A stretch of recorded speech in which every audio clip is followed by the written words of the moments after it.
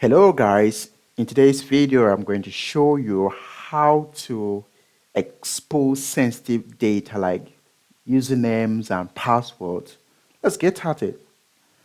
So the first thing we are going to do is we're going to launch Ethercap. Ethercap is a very powerful tool that you can use, to sniff credentials among others.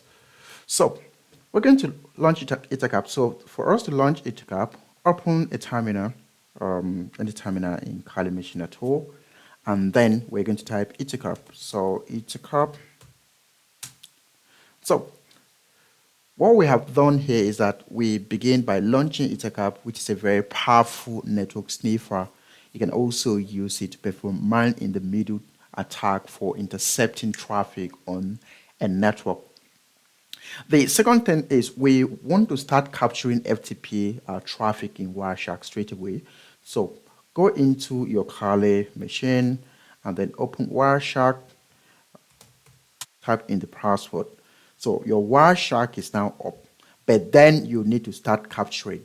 So if you have more than one network interface that your target machine is connected to, so you capture from that network interface. So if you look at this, the IP address of my target machine, the IP address of my attacker machine is 172.168.10.20.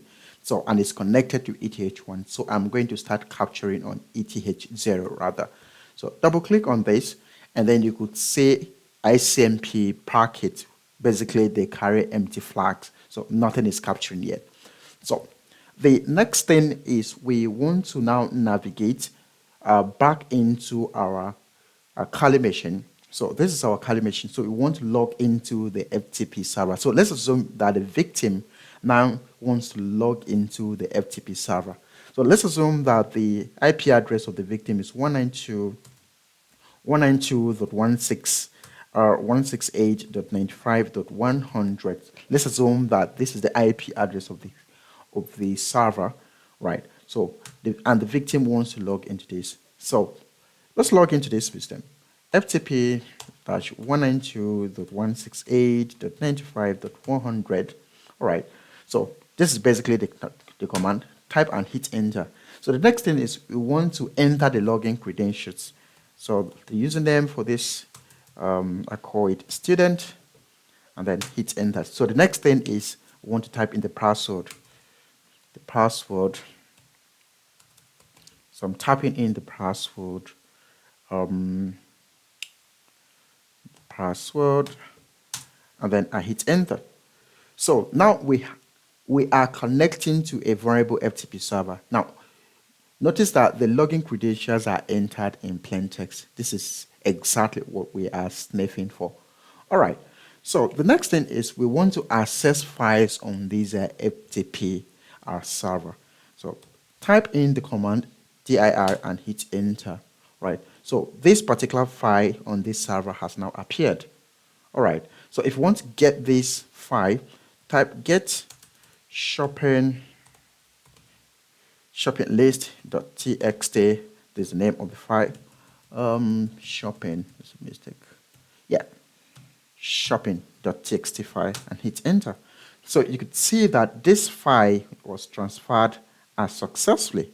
All right. So the size has a capacity, has a size of 50. The file has a size of 50 bytes, and this was transferred in a very short time. All right, so now we have accessed the file. We have logged into this file. We have logged into this FTP server. We could even access the file. All right, so the next thing is let's just quit the FTP session. So I'm going to type the command quit. So I have quit the FTP session after downloading the file. So now let's go back into our Wireshark and analyze the traffic. Okay, so you could see that a whole lot of traffic are happening here. So we want to analyze what Wireshark has captured. So the first thing we need to do is that let's go here and stop our Wireshark. So I click here to stop the Wireshark.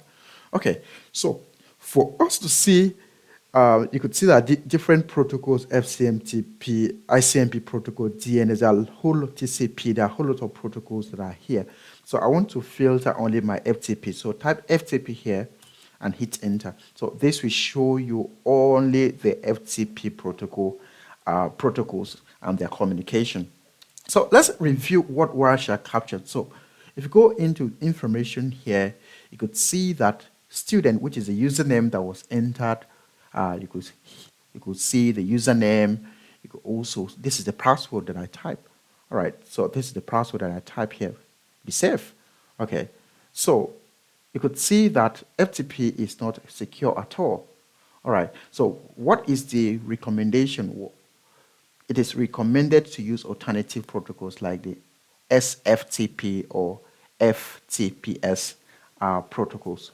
Okay, so if you found this demo helpful, like, share, and subscribe for more videos. Thank you, guys.